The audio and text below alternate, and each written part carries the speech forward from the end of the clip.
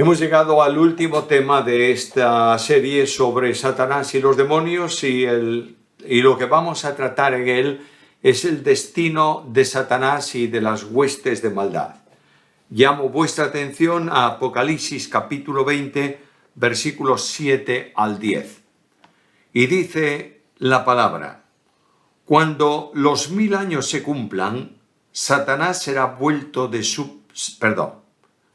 suelto de su prisión y saldrá a engañar a las naciones que están en los 4 ángulos de la tierra, a Gog y a Magog, a fin de reunirlos para la batalla, el número de los cuales es como la arena del mar, y subieron sobre la anchura de la tierra y rodearon el campamento de los santos y la ciudad amada, y de Dios descendió fuego del cielo y los consumió.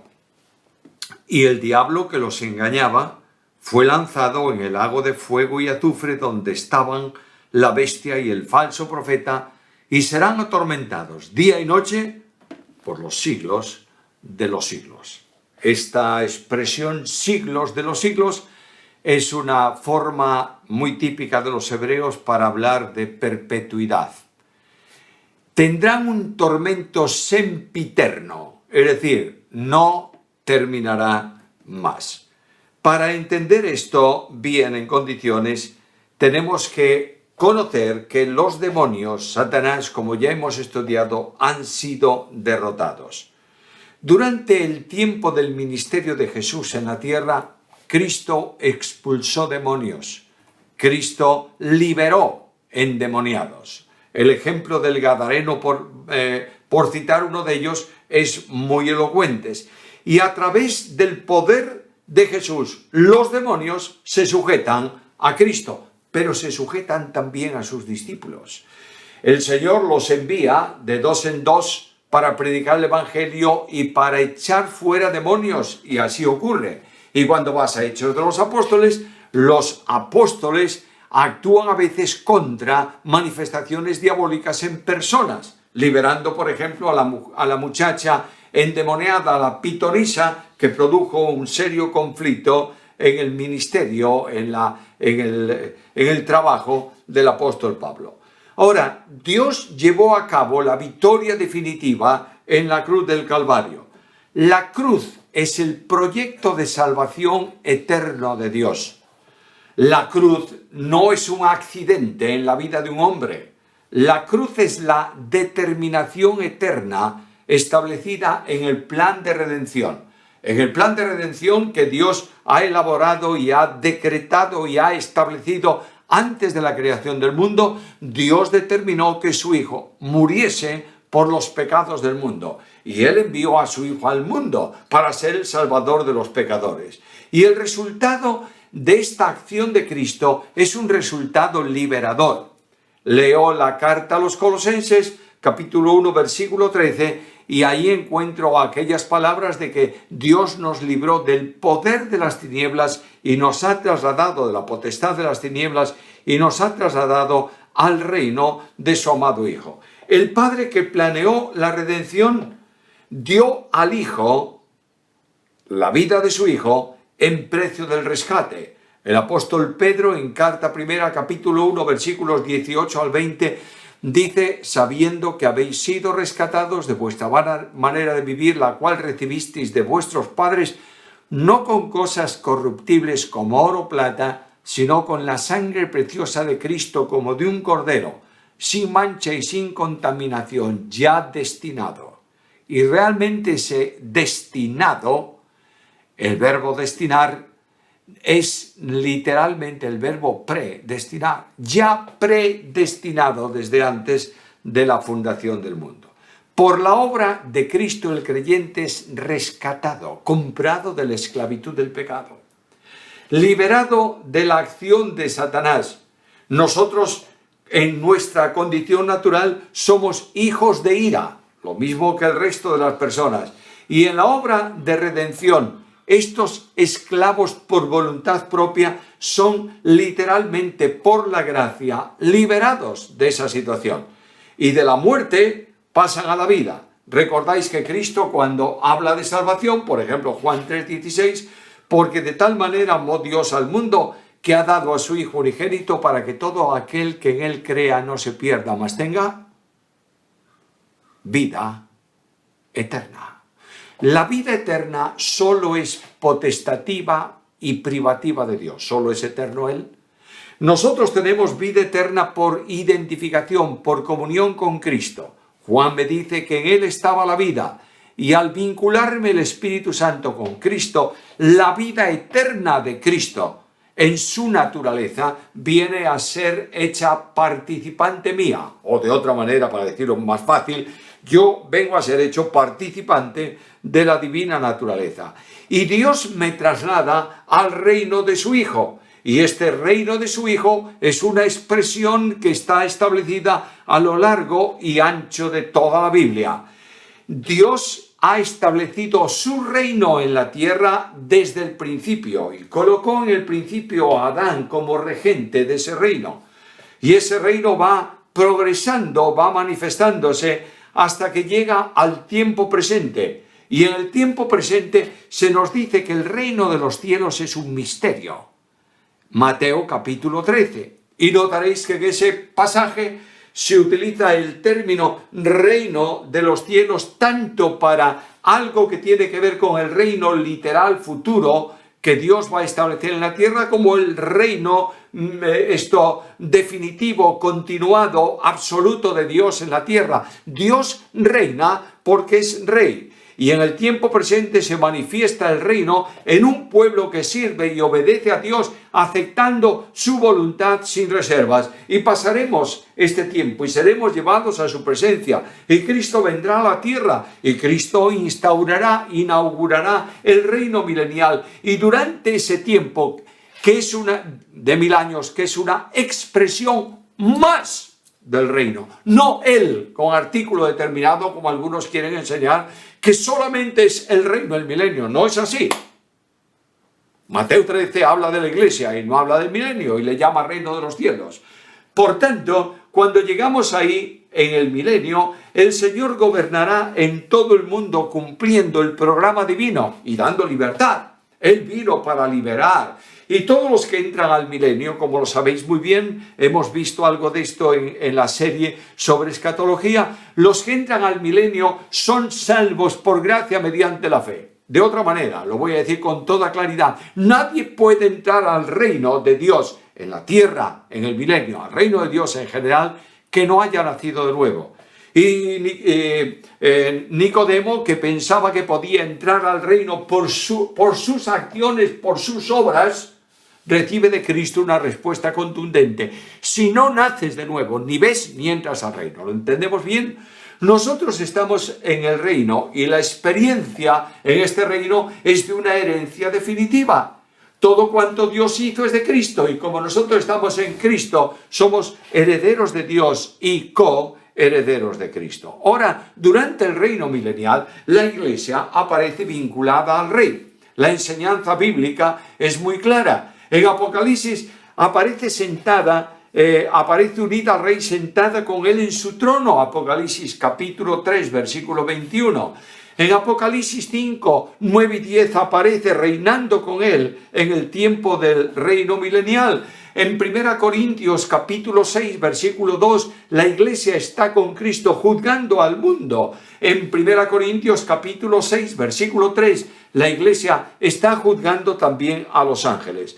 Ahora tenemos una herencia escatológica, una herencia futura, una herencia eterna que la Biblia califica, da unos calificativos para que entendamos la dimensión de esa herencia y dice en carta primera de Pedro capítulo 1 versículos 3 y 4 que tenemos una herencia incorruptible, literalmente imperecedera, es decir, no puede corromperse y desaparecer. Todas las cosas espirituales y materiales serán perpetuas en el reino eterno.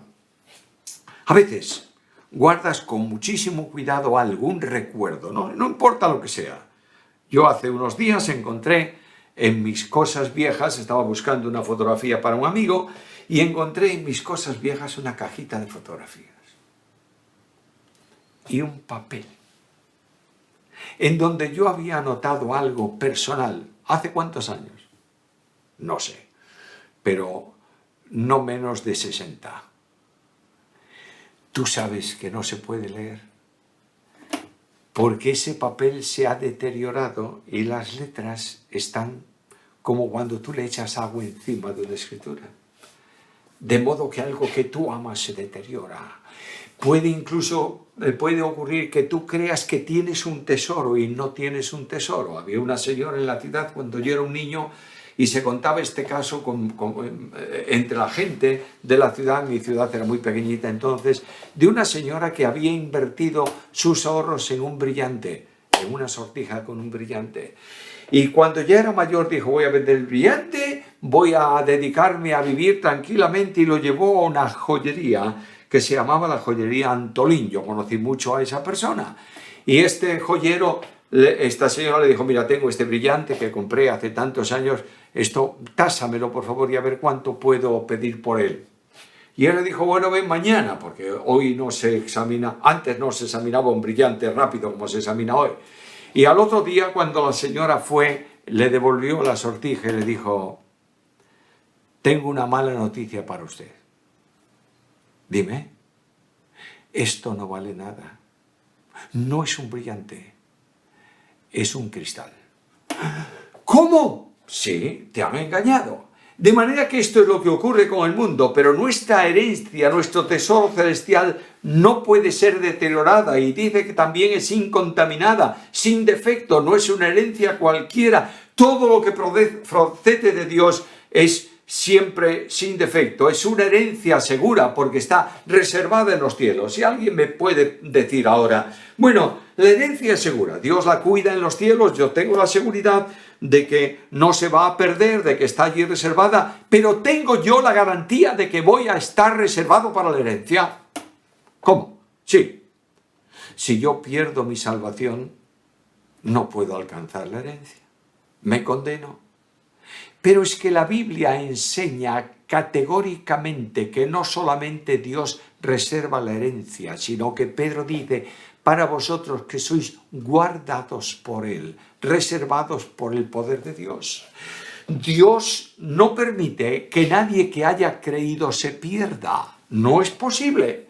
Nadie puede arrancar del cuerpo de Cristo un miembro. Y además la acción trina de Dios Padre, Hijo y Espíritu Santo garantizan la eterna seguridad de salvación para todo aquel que cree.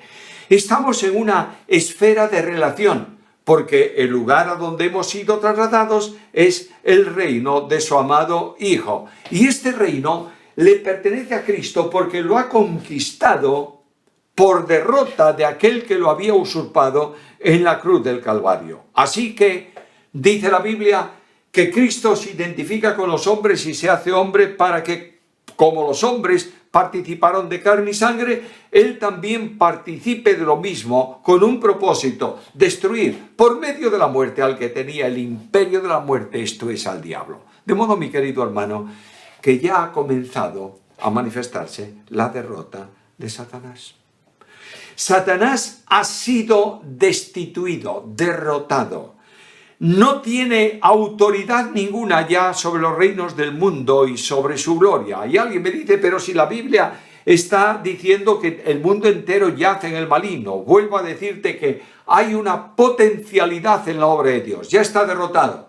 Pero Dios no ha encerrado todavía a Satanás. Lo ha dejado en libertad de acción y está engañando a los hombres y a los reinos de este mundo. Pero cuando vemos que Satanás tenía a los creyentes esclavizados antes de creer en Cristo, ahora Pablo, el escritor de la carta a los Hebreos especialmente, y también el apóstol Pablo en varios pasajes, me dice que por medio de esa obra librar a todos los que por temor a la muerte estaban durante toda la vida sujetos a esclavitud. Librar a todos, de manera que no hay ningún creyente que esté en la opresión espiritual. La cruz, ese lugar donde Dios exhibió cósmicamente la derrota de los ángeles caídos.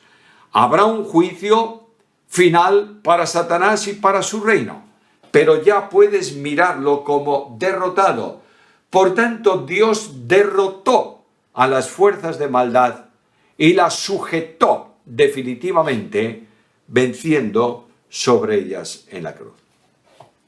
Ahora alguien me dice, fantástico, esto es la situación presente, la situación potencial. ¿Y en el futuro qué? Bueno, las actividades diabólicas duran durante la dispensación de la Iglesia. De manera que una de las manifestaciones que tenemos del funcionamiento de Satanás y de sus demonios es en relación con difusión de doctrinas. Mira conmigo un versículo de la carta primera de Pablo a Timoteo. Carta primera a Timoteo, capítulo 4, versículos 1 al 13. Pero el Espíritu dice claramente que en los postreros tiempos, es decir, en el tiempo actual, algunos apostatarán de la fe, escuchando a espíritus engañadores y a doctrinas de demonios, por la hipocresía de mentirosos que, teniendo cauterizada la conciencia, prohibirán casarse, mandarán a abstenerse de alimentos que Dios creó para que con acción de gracias participasen de ellos todos los creyentes y los que han conocido la verdad, porque todo lo que Dios creó es bueno y nada es de desecharse si se toma con acción de gracias, porque por la palabra de Dios y por la oración es santificado. Versículo 6. Si esto enseñas a los hermanos, serás un buen ministro de Jesucristo. Versículo 7. Desecha las fábulas profanas y de viejas. Ejercítate en la piedad. Versículo 9. Palabra fiel que debe ser recibida por todos. Versículo 10. Porque por esto mismo trabajamos y sufrimos oprobios, porque esperamos en el Dios viviente, que es el Salvador de todos los hombres, mayormente de los que creen. Esto manda y enseña. Ninguno tenga en poco tu juventud, sino sea ejemplo de los creyentes. ¿En qué?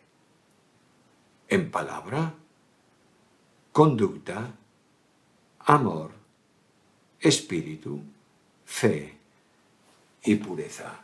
De manera que Satanás está introduciendo falsos maestros en las congregaciones. Algunos se burlan de la segunda venida de Cristo y dicen eso no va a ocurrir. Mira cuánto tiempo ha pasado y están las cosas exactamente igual. Otros en una apostasía, es decir, en una separación de la fe. Cuánto error doctrinal hay en nuestros días por falta de maestros bíblicos que enseñen correctamente la palabra. Comienza a haber, siempre lo hubo, pero hoy en día es desbordante, el interés por el ocultismo, por todas esas cosas paranormales, por una psicología que no tiene posibilidad de lógica humana. Todo eso es del campo de Satanás. Por tanto, Satanás en sus actividades diabólicas en la dispensación de la Iglesia se manifiesta de una forma clara. Durante la tribulación, durante el tiempo de tribulación, que son esos 7 años, la última semana de Daniel, durante la tribulación, Satanás va a dar su poder al anticristo. Capítulo 13 del libro de Apocalipsis. Apocalipsis capítulo 13, versículos 1 y 2. Me paré sobre la arena del mar y vi subir del mar una bestia que tenía 7 cabezas y 10 cuernos, y en sus cuernos 10 diademas, y sobre sus cabezas un nombre blasfemo. Y la bestia que vi era semejante a un leopardo, y sus pies como de oso, y su boca como boca de león. Y el dragón le dio su poder y su trono y grande autoridad. De modo que Satanás da autoridad al anticristo durante el tiempo de la tribulación para que gobierne en su nombre y con su autoridad en la tierra. Satanás pondrá en el trono de autoridad al anticristo y llevará a cabo esta acción cuando la resistencia a su programa, que hoy en día hace el Espíritu Santo, sea liberado y le permita hacerla de esta manera. Vuelvo a repetir lo que dije en los temas de escatología. Cuando se habla de que el Espíritu Santo será sacado de en medio, algunos enseñan que el Espíritu Santo va a irse con la Iglesia a la presencia del Señor y por tanto deja de actuar en la tierra. Nunca podrá dejar de estar presente el Espíritu Santo en la tierra. Hay muchas razones. Una de ellas es que la vida biológica del planeta Tierra está en sus manos. El Salmo me dice que Dios le quite el hálito, el aliento a los animales y mueren. Y dice, envías tu espíritu, renuevas la faz de la tierra. Durante el tiempo entre el arrebatamiento de la iglesia y la segunda venida de Cristo, la vida sigue en la tierra. En segundo lugar, porque si Dios es omnipresente, el Espíritu Santo estará presente. En tercer lugar, porque durante la tribulación se predicará el Evangelio y millones de personas serán salvas. No hay salvación sin la acción del Espíritu Santo de Dios. Pero en ese tiempo, el falso profeta se opondrá a la acción del Espíritu haciendo milagros mentirosos contra Dios. ¿Crees que Satanás puede hacer milagros mentirosos o no? Porque a veces se habla de sanidades. Mira, fulano estaba enfermo de no sé qué y fue sano. Bueno, yo no dudo de que el don de sanidades esté operativo hoy. No lo dudo. Pero solamente se produce por la autoridad y consenso de Dios. Hay una mujer encorvada durante años. ¿Quién produjo esa enfermedad? ¿Fue una enfermedad física o fue Satanás? La Biblia dice que fue Satanás. Y Cristo dice, había que liberarla del poder de Satanás a esta hija de Abraham. Por tanto, el anticristo, el falso profeta especialmente, realizará milagros mentirosos para engañar, si fuera posible, incluso a los escogidos. Durante el tiempo, luchará contra los santos y también contra los ángeles. Hay un gran conflicto en el cielo en donde Miguel y sus ángeles luchan contra el dragón y los suyos, y luchará contra los santos produciendo la muerte de miles de personas aquí en la tierra. Capítulo 13 de Apocalipsis, versículo 7. Se le permitió hacer guerra contra los santos y vencerlos, y también se le dio autoridad sobre toda tribu, pueblo, lengua y nación. De modo que se le da autoridad para luchar contra los santos y vencerlos. Y durante ese tiempo, al final de la tribulación, Satanás va a ser expulsado del cielo a la tierra y va a levantar a las gentes de la tierra en rebeldía contra Dios. Apocalipsis capítulo 12, versículo 12. ¿Y Dios va a intervenir? ¿Destruyéndolo? No. Sujetándolo, cerrándolo en prisión durante el tiempo del milenio. Entre la segunda venida de Cristo y la rebelión final durante ese tiempo de 1000 años, Satanás estará sujeto, encadenado, dice la Escritura, y no podrá actuar. Y al final de los tiempos, cuando es liberado por un pequeño espacio de tiempo, levantará de nuevo a las naciones en rebelión contra Dios, y Dios intervendrá entonces para resolver perpetuamente el pecado y sus consecuencias. El confinamiento de Satanás y los demonios se va a producir lanzándolos Dios al lago de fuego. Apocalipsis capítulo 20 y versículo 10.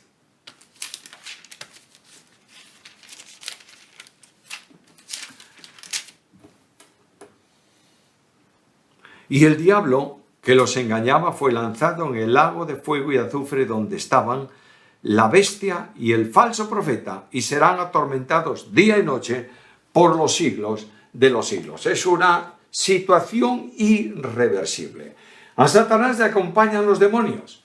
A Satanás le acompañarán también todos aquellos cuyos nombres no están escritos en el libro de la vida y serán juzgados en Apocalipsis 20 delante del trono blanco de Dios. Todo el pecado y los pecadores que han pecado y no han recibido la salvación de Dios, todos ellos serán lanzados al lago de fuego. El lago de fuego estaba preparado para el diablo y sus ángeles, pero ahí van los hombres que siguen al diablo y sus ángeles en contra de la voluntad de Dios. Y dice que el tormento de ellos será perpetuo, el humo será perpetuo. Ahora será suficiente, creo, para terminar esta serie, hacer una pequeña reflexión sobre un par de cosas. Primero, reconozcamos la soberanía de Dios. Dios es soberano.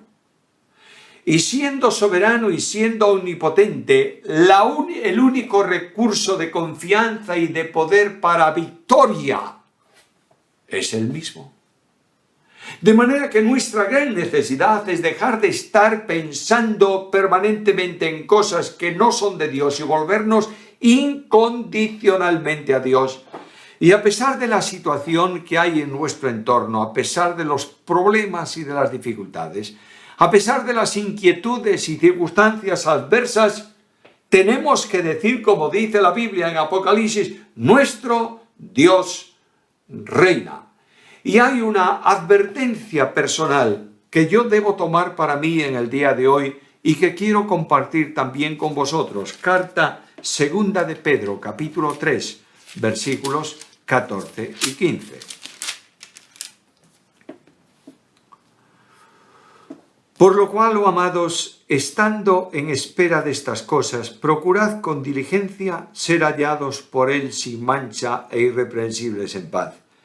Y tened entendido que la paciencia de nuestro Señor es para salvación, como también nuestro hermano Pablo, según la sabiduría que le ha sido dada, os ha escrito casi en todas sus epístolas, hablando de ellas cosas entre las cuales hay algunas difíciles de entender, las cuales los indoctos e inconstantes tuercen, como también las otras escrituras para su propia perdición. Así que vosotros, oh amados, sabiéndolo de antemano, guardaos, no sea que arrastrados por el error de los inicuos, caigáis de vuestra firmeza.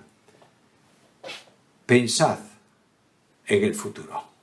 Dios reina y Dios viene para que tengamos una vida irreprensible y una vida en paz.